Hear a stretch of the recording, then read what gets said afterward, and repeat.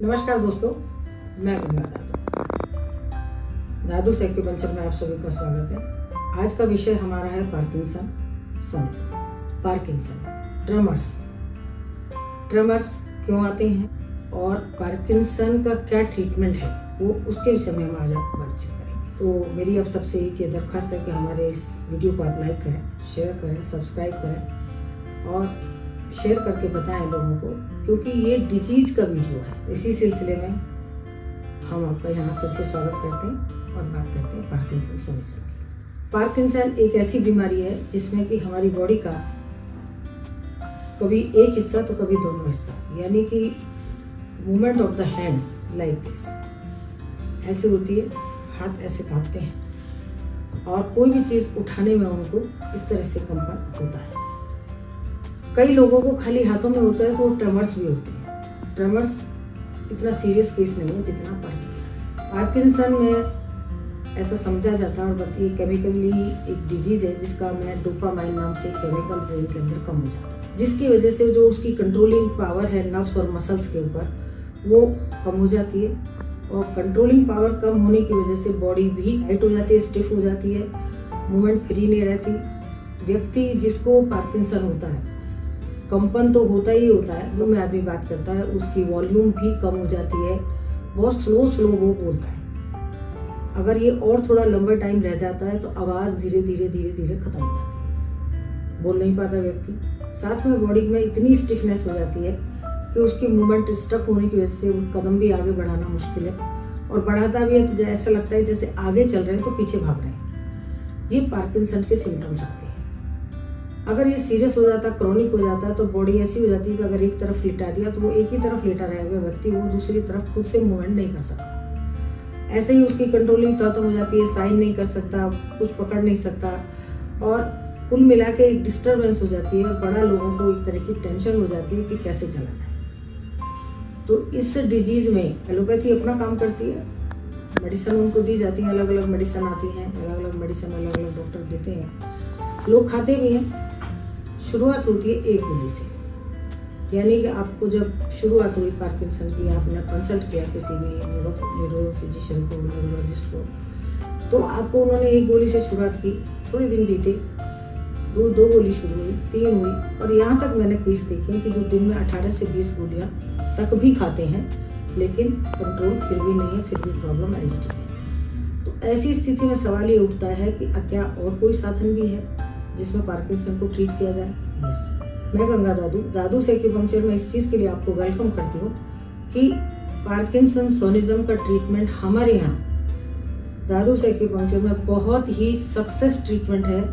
और ऐसा समझ सकते हैं आप कि अगर किसी को इनिशियल स्टेज है तो वो कुछ दिन के ट्रीटमेंट से ही नॉर्मल हो जाता है। अगर क्रोनिक है तो थोड़ा सा टाइम ज़्यादा जाता है, लंबा लगता है, लेकिन डे बाय डे में स्थिति सुधरती जाती है, मसल्स नर्व्स नॉर्मल होते जाते हैं, वॉइस क्लियर होती जाती है, हाथों का कांपना खत्म होता जाता है, कम होते होते बिल्कुल बंद हो जाता है, और चलना फिरना, बोलना, खाना सभी एक तरह से नॉर्मल स्थिति आ जाती है। ये पार्किंसन एक डिजीज जो अपने आप में एक डेंजरस डिजीज के तौर पर आप जान सकते हैं। पार्किंसन वाला जब लंबा समय गुजर जाता है तो उसकी जो लाइफ स्टाइल होती है, उसका जो लाइफ का सिस्टम देखा है मैंने, उससे बेहतर कुछ नहीं कह सकते।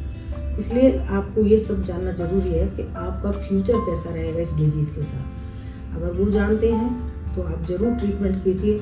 हम हमारे यहाँ ट्रीटमेंट सक्सेसफुली करते हैं। कुछ समस्या आती है, लोग ना एक्यूपंक्चर को वो कुछ ऐसा सोचते हैं कि पता नहीं एनडी लगाने से क्या ही होगा, क्या नहीं होगा, क्योंकि हमारा माइंड एलोपैथी को लेकर सेट है। पर ऐसा नहीं है फ्रेंड्स। आज से 200 साल पहले कौन सी एलोपैथी थी? आप ध्यान करिए, भारत की सभ्यता इतनी ऊंची थी जिसमें महर्षि चरक, महर्षि धन्वंतरी, महर्षि बहुत बड़े बड़े महर्षि हुए, जिन्होंने इतनी रिसर्चें की कि हमारे यहाँ बहुत सारी जड़ी बूटियाँ थी जिनके उपयोग से ही इंसान स्वस्थ रहता था और लंबी आयु बिना रोग के जीता। जितनी दवाइयाँ आती गई, जितने केमिकल आते गए, जितने खाने में चेंजेस आते गए, उतनी बीमारियों ने घर कर लिया और उतनी बीमारियाँ पकड़ने लगी। साथ में ऊपर से वो केमिकल और दे दे कि जिन मेडिसिन को आप खा रहे हैं वो टोटल केमिकल है। आपकी बॉडी में बीमारी आई है तो आप समझिए कि बॉडी में आई है तो बॉडी से ही खत्म होगी। एक्यूपंक्चर उसी का नाम, ये बॉडी ऑर्गन की साइंस है।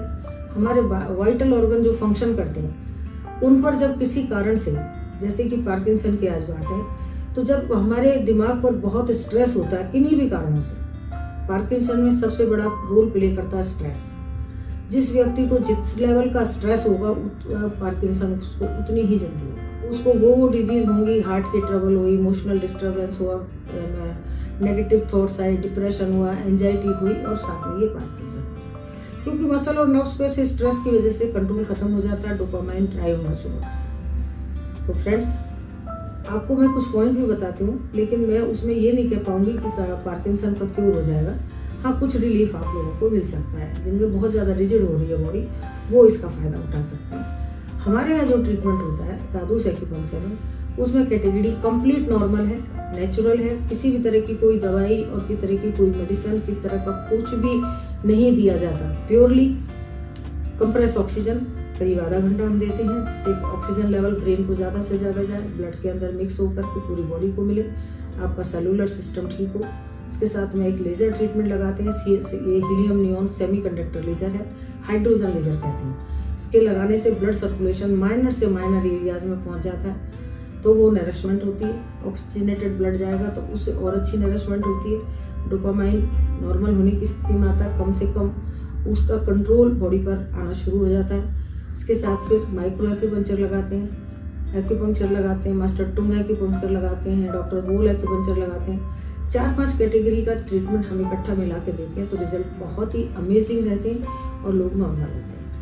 आज 2 पॉइंट सिर्फ मैं आपको बता रही हूँ, और ये वो पॉइंटों को आप देखिए और लगाइए और कीजिए। जिनके घर में भी ये प्रॉब्लम है, कुछ रिलीफ जरूर मिलेगा। मैं नहीं कहती कि पूरे ठीक हो जाएंगे, पर कुछ रिलीफ मिलेगा। यहाँ एक्यूपंक्चर क्लिनिक पर तो हम पूरी की पूरी एक सिस्टम को कैलकुलेट करके ट्रीटमेंट देते हैं, जिसमें बहुत ही फास्ट रिकवरी आती है। कुछ दिन के 8, 10 दिन, 15 दिन के ट्रीटमेंट में ही लोगों को ऐसे लगने लगता है कि हम बहुत रिकवर होने शुरू हो गए। हमारे साथ शोभा जी हैं, उन शोभा जी से हम आपकी बात कराएंगे, देखेंगे, आप सुनिएगा उनको। उन्होंने, क्योंकि वो मेरी पुरानी पेशेंट थी, तो इसलिए उनको पता था यहाँ के बारे में, तो उन्होंने शुरू किया। आज वो इतनी अच्छी क्वालिटी लाइफ जी रही है कि उनकी हर एक्टिविटीज नॉर्मल है। नमस्कार शोभा जी। नमस्कार। आप आज दादू एक्यूपंक्चर में आए हुए हैं और यहाँ आपका ट्रीटमेंट चल रहा है। क्या प्रॉब्लम है आपको, जिसके लिए आप यहाँ हमारे यहाँ दादू एक्यूपंक्चर दिल्ली में आए हैं? क्योंकि मैंने टीवी में इनका प्रोग्राम देखती थी और मेरे को पता चला, मन में ऐसे आया कि मैं उन्हीं के पास चलती हूँ। मेरे को हाथ वगैरह हिलता था, थोड़ा दिक्कत हो गई थी, तो मैं इनके पास आई। इन्होंने ये एक्यूपंक्चर द्वारा मेरा ट्रीटमेंट शुरू करा। तो हफ्ते में मैं 2-3 क्लासेस लेती थी, लेकिन पहले बहुत हिलता था, अब ना बराबर हो गया है। आपको पार्किंसन है? हाँ, पार्किंसन। तो पार्किंसन में जैसा ऐसा है कि पार्किंसन में हाथ तो हिलते हैं, और हाथ ऐसे हिलते हैं कि ना तो आदमी पेन पकड़ पाता है, ना चाय का कप पकड़ पाता है, ना ही ऐसे चम्मच पकड़ पाता है। और इसका नुकसान एक जो होता है वो कि बॉडी स्टिफ हो जाती है, अकड़ जाती है, चलने फिरने में भी चाल का जो है मूवमेंट फ्री नहीं रहती। तो आपको जो ट्रीटमेंट दिया, आप पहले भी आए थे, तब भी आपका हमने हफ्ते में 2 दिन करके करीब 4-5 महीने ट्रीटमेंट किया था, और उसके बाद में आप अभी दोबारा आए। अब तो आपको शायद 5-6 दिन हुए। मेरे को बहुत फर्क पड़ा है। मेरे को मतलब एक तरह से एक विश्वास हुआ है कि मेरा ठीक हो जाएगा। मतलब आपका स्टिफनेस कैसी है, बॉडी की स्टिफनेस कैसी? स्टिफनेस ऐसा नहीं है, जब बीच में थोड़ा टाइम में रुक जाती हूँ तो थोड़ा सा लगता है, लेकिन मेरे को पता लगता है कि मैं वहाँ जाऊंगी तो ठीक हो जाऊंगी। तो अब मेरा मतलब ये स्टिफनेस है। हाँ जी। और हाथ भी ठीक है, बस कभी कभी थोड़ा सा होता है, कभी क्योंकि ये इसका कुछ हद तक जो रिश्ता है वो स्ट्रेस के साथ है। हाँ जी। अगर आपको मेंटली कहीं भी स्ट्रेस आएगा तो कंपन भी बढ़ता है और बॉडी भी स्ट्रेस है। तो जब स्ट्रेस होता है तो थोड़ा बहुत आ जाता है, नहीं तो नॉर्मल रहता है। आवाज तो आपकी ठीक है, आवाज में तो मुझे कुछ नजर नहीं आ रहा है। बोलने में ठीक लगता है आपको? बोलने में तो ठीक। और कुछ यहाँ कोई दवाई वगैरह भी देते हैं आपको? नहीं, कोई दवाई। कोई नुकसान आया बॉडी, कोई साइड इफेक्ट है? नहीं। मतलब ऐसा समझते हैं कि आपकी पार्किंसन आपका ठीक हुआ है? हाँ जी। चलिए, ये तो अच्छी बात है, क्योंकि ये बीमारी ऐसी है, प्रोग्रेसिव बढ़ती है, बढ़ते दिक्कत कर जाती है। तो ये तो एक अच्छी खबर है आपकी कि आपका ये रोग ठीक हुआ। Thank you so. तो हम कुछ पॉइंट भी आपको बता रहे हैं, उन पॉइंट को आप यूज कीजिए। देखिए, ये स्ट्रेचू देखें आप, ये ह्यूमन स्ट्रक्चर है एक तरह से। आप देखेंगे कि ये पूरी बॉडी है, सिर्फ 2 पॉइंट आपके घुटना, जिसके सबको देखेंगे इंसानी बॉडी में हर एक के अंदर ये घुटने की शेप होती है, और घुटने में ये दो इस तरह से दो आंखें लगती हैं, एक बाहर की तरफ एक अंदर की तरफ। तो बाहर वाली जो आंख है उसके बिल्कुल नीचे यहाँ पे आप अब ऐसे अपनी 4 उंगली लगाइए, क्योंकि ये तो स्टैचू और छोटे साइज का, इंसान के ऊपर लगाएंगे तो अपनी जो मरीज है उसकी 4 उंगली ऐसे रखें आप। और ये बोन, ये शिन बोन कहलाती है, बिल्कुल इसके साथ में यहाँ रखेंगे 4 उंगली। यहाँ एक पॉइंट आता है, देखिए आप इसको मैं इस तरह से पेन से मार्क करती हूँ।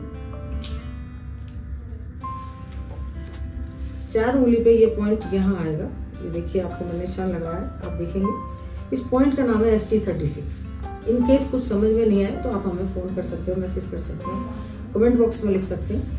ST36 ऐसा पॉइंट है जो स्प्लीन को और स्टमक दोनों को टॉनिफाई करता है, जिसकी वजह से मसल्स में स्ट्रेंथ आती है और कंपन में हमको फायदा होता है।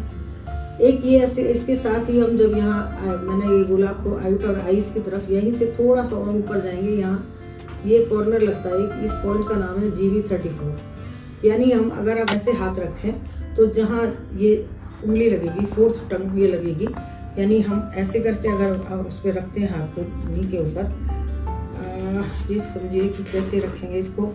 आप यहाँ से ऐसे समझे, यहाँ से करीब 2 उंगल साइड में जाएंगे, इधर दो उंगल साइड में जाएंगे, इधर साइड से ये नी और नी के ये आउटसाइड में ये 9 आंख लगती है, इसके नीचे आए 4 उंगल पे तो ये ST36। लेकिन इस बोन से करीब 2 उंगल साइड में जाएंगे तो यहाँ आएगा GB34। GB तक नहीं है समझ में आता है तो आप हमें लिख सकते हैं या गूगल पे देख सकते हैं कि GB34 gall bladder 34 number point.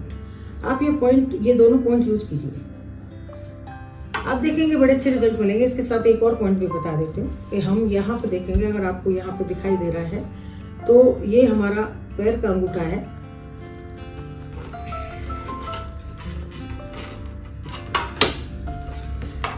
Right side के पैर के अंगूठे के साइड में ये नेल के साइड एक पॉइंट आता है, यहाँ पे ये नेल के साइड में एक पॉइंट आता है, इसको बोलते हैं स्प्लीन 1।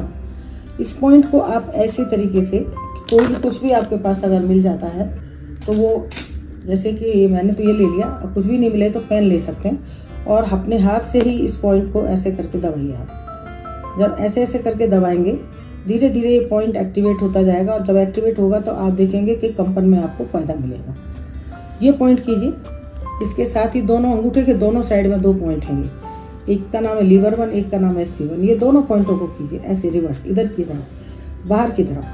तो ये जब आप करेंगे तो आप देखेंगे कि इससे आपको बड़ा फायदा मिलेगा और आपकी रिजिडनेस कम होगी, स्टिफनेस कम होगी। ये पॉइंट यूज कीजिए और बाकी आप सुनिएगा, आपको शोभा जी बताएंगी कि उनका क्या हाल था और अब वो कैसे महसूस करते हैं। और बाकी कुछ भी अगर आपकी कोई जानकारी हो तो आप हमें कमेंट बॉक्स में लिख सकते हैं, व्हाट्सएप कर सकते हैं, फ़ोन कर सकते हैं। हमारी वेबसाइट है www.daduacupuncture.in। फेसबुक पर भी आईडी है दादूस एक्यूपंक्चर, सेम आईडी हमारी इंस्टाग्राम पर है और यूट्यूब पर हमारे वीडियोस हैं। आपके बहुत सारे वीडियोस हैं जो अलग अलग बीमारियों पर हैं, पार्किंसन पर भी बहुत हैं। ये वीडियो आज का है, आप देखें, जानें और कोई भी क्वेरी हो तो आप हमसे संपर्क करें। Thank you so much.